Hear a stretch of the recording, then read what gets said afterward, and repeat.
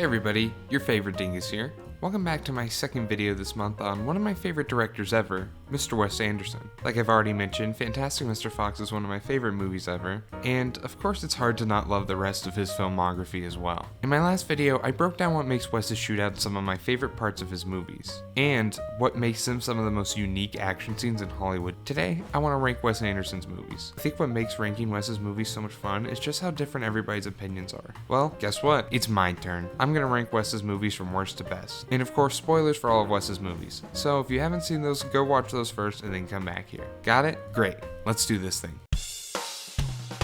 Now this is the hardest part of making this list. I know it may seem like I don't like the movies on the bottom of this list because I put them last, but please believe me when I say I love every Wes Anderson movie, and I love Bottle Rocket. Of course, Owen and Luke Wilson are amazing. Owen is hilarious, but Luke just gives me the same kind of straight man vibe as Jason Bateman in Arrested Development. It's incredibly well written, and like I'm going to go on and on for all of these movies, it's hilarious. The gun scene is honestly one of my favorite Wes montages, and I'm having a hard time figuring out why, but I just love it. This feels like a first feature, but not in a bad way. It just feels so different from the rest of Wes's filmography. That's my real problem with Bottle Rocket. It kind of feels like a Wes Anderson movie in an uncanny valley way. To me, Bottle Rocket exists in a world between our own and a Wes Anderson movie. Not quite a normal world, but not quite the whimsical experience that our other Wes Anderson movies are. Still, it says a lot about you as a director if this is your worst feature.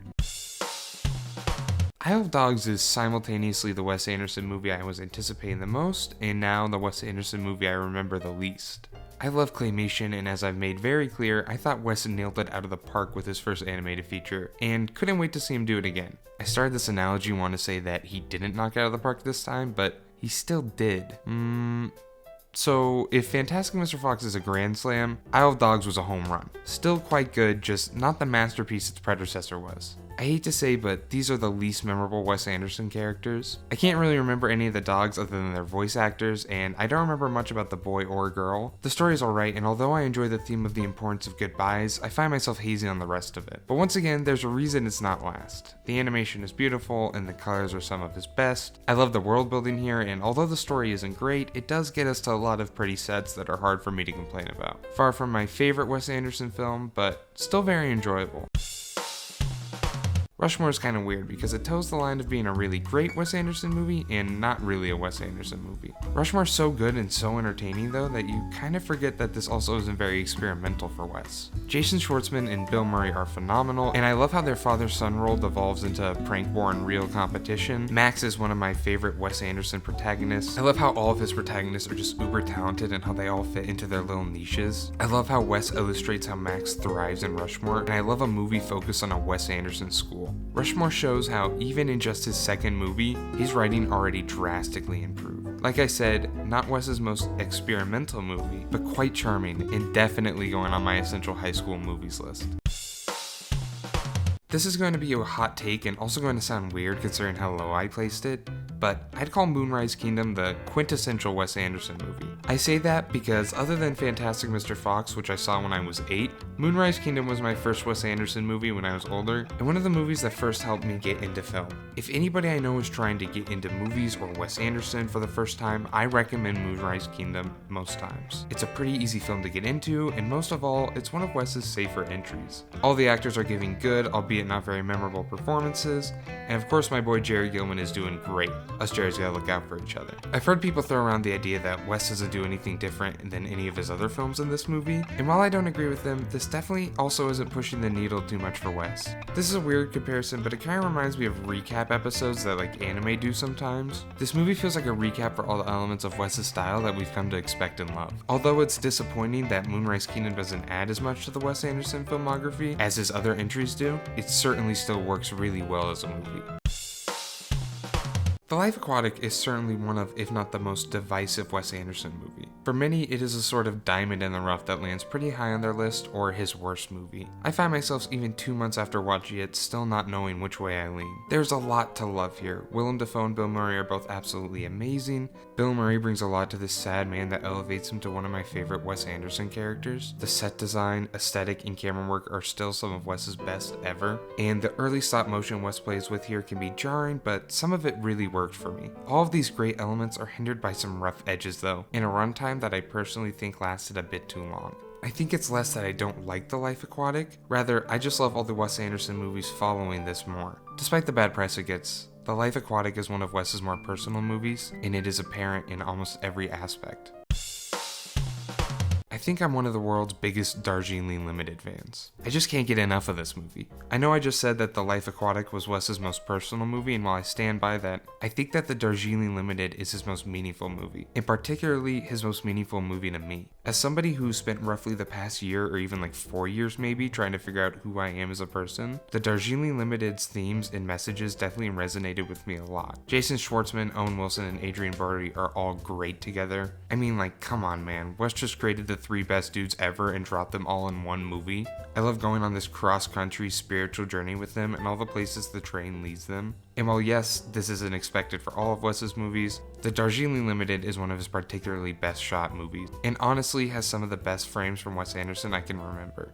Wes is just such a delightful director, and this is one of the best examples of that. If Moonrise Kingdom is the quintessential Wes Anderson movie, then The French Dispatch is the ultimate Wes Anderson movie. Wes heard everyone's critique that he is style over substance. It proved just how much style he could fit in without losing the substance. I think The French Dispatch is such an interesting way to frame a character study. Although we barely know the man Arthur Howitzer Jr. technically, as we barely spend any time with him on the screen, we get to know him through his work. The whole idea of learning about a man not through him at all, but what he did, leads to a lot of interesting questions of legacy and impact. I love all of the performances in this movie, and really hope we get to see Timothée Chalamet in more Wes movies. The unique framing style of the movie leads me to believe that I'll enjoy rewatching this most of any Wes Anderson movie. Wes's world building and aesthetic have always been some of my favorite parts of his style, and these little vignette stories he tells lend themselves better to his style than most of his movies do. I find it hard to believe that my love for The French Dispatch won't only continue to grow with time. The Royal Tenenbaums is such a hard film to write about because each time I do, I feel like I'm kind of getting it wrong. If it weren't for the Grand Budapest Hotel, we may view this as Wes's most iconic as far as visuals and set design goes. I kind of unintentionally have watched almost all of Wes's discography backwards, and it blew me away to learn how early in his career he made this. Wes is really good at ensemble casts, and the Royal Tenenbaums is arguably his most consistent ensemble cast ever. The entire family are also well written and of course well acted. I feel like one of the best cast of characters he's ever had. Much like Owen Wilson, Adrien Brody, and Jason Schwartzman, Ben Stiller, Luke Wilson, and Gwyneth Paltrow are such an amazing trio, especially for what Wes wanted in this movie. The Royal Tenenbaums kind of perfectly finds the middle ground of making something deeply personal like The Life Aquatic, while still feeling as deeply meaningful as The Darjeeling Limited. I love the introducing credits for the family, the camera feels so dynamic and the lighting is immaculate. This is Wes's cutest movie and somehow still able to be so dark and personal. It's so incredibly hard for me to not put this number 1, and that's for a very good reason. The Grand Budapest Hotel is a perfect movie, and more importantly, it's hard to say it isn't a perfect Wes Anderson movie. Everything that is so amazing about Wes is present in this movie and done so well that it isn't surprising to me in the slightest that this has become not only Wes's best critically received movie, but financially as well. While Wes certainly isn't making weird movies, something like The French Dispatch or The Life Aquatic aren't typically too successful with general audiences. The Grand Budapest Hotel is so good that it kind of negates any problems Wes Anderson movies could have. Like I said, doing the 3 little vignettes in The French Dispatch allowed us to see basically 3 different Wes Anderson worlds. The Grand Budapest just chooses to embrace the style as much as something like The French Dispatch, while fleshing out one of Wes's deepest and richest worlds.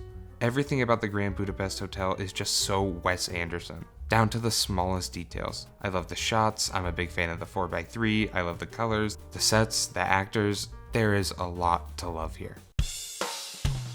I mean, come on, what were you expecting? Fantastic Mr. Fox, or one of my 5 or so favorite movies ever, and one of the most personal movies to me ever, is just such an incredibly hard movie to top. It's hard for me to remember a time in my life where I didn't love this movie. There's a certain rhythm to Fantastic Mr. Fox that literally no other movie I've ever seen can match. That makes this a movie I honestly think I could rewatch every day and never get tired of. Into the Spider-Verse is my favorite movie ever, but I would still say that this is the best kids animated movie ever. The amount it's able to tackle and the way it's able to teach kids about failure in life is just amazing. The stop motion animation and aesthetic are both beautiful and work in tandem to make one of the most visually pleasing movies ever. There's no good reason not to watch Fantastic Mr. Fox, and and there's no good reason not to love Fantastic Mr. Fox. And that's Wes Anderson Ranked. Like I mentioned, Wes is one of my favorite directors ever, and each of his movies have so many things that make them unique from each other and make his filmography so incredibly impressive. Although I ranked them and there was a last place, like I mentioned at the beginning, I do love all of these movies. And there's a good chance my opinion on these movies will change and this list will fluctuate, so follow me on Letterboxd to see any updates I make to this list there. As always, thank you for watching,